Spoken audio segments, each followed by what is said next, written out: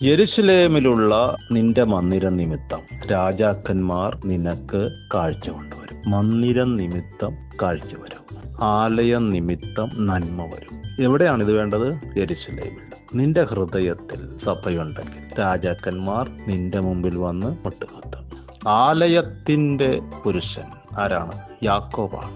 Bethel ഒരു സ്ഥലം കണ്ടു. അവൻ കല്ലിനെ നാട്ടി എണ്ണയൊഴിച്ചിട്ട് പറഞ്ഞു, എന്നെ അനുഗ്രഹിച്ചാൽ ഈ കല്ല് ആലയമാകും. ബേഥേലിന്റെ ദൈവം, ആലയത്തിന്റെ ദൈവം. ഫറവോൻ അവന്റെ മുമ്പിൽ മുട്ടുകുത്തി.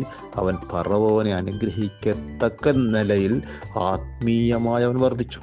ഹഗ്ഗായിയുടെ പുസ്തകത്തിൽ പറയുന്നു, നിങ്ങൾ എന്നിങ്ങനെ ഓടുന്ന എന്താണ്? ആലയം വിട്ടിട്ട് നിങ്ങൾ ഓടുന്നതുകൊണ്ടാണ് എനിക്കൊന്നും കിട്ടാത്തത്. ആലയത്തിന്റെ കാര്യം നോക്ക്, നിങ്ങളുടെ കാര്യം ഞാൻ നോക്കാം. പ്രവചന പുസ്തകത്തിൽ പറയുന്നു, അന്ത്യകാലത്ത് ആലയമുള്ള പർവ്വതം എല്ലാ പർവ്വതത്തിനും മുകളിലായിരിക്കും. നിങ്ങൾക്ക് ഉയർച്ച വേണ്ടേ? ആത്മീയമായും ഭൗതികമായും ആ ദൈവസ്നേഹം നിങ്ങളുടെ ഉള്ളിലുണ്ടാകട്ടെ. സഭയെന്ന് കേൾക്കുമ്പോൾ, വിശ്വാസികളെന്ന് കേൾക്കുമ്പോൾ ആ ഒരു സന്തോഷം നിങ്ങളുടെ അകത്ത് വരുന്നെങ്കിൽ, നമ്മളൊന്നാണ്, നമ്മൾ ഒരപ്പൻ്റെ മക്കളാണെന്നുള്ള ചിന്ത നിങ്ങളുടെ ഉള്ളിൽ വരുമ്പോൾ നിങ്ങൾക്ക് നന്മ വരും. അതാണ് ആലയത്തിൻ്റെ അനുഗ്രഹം.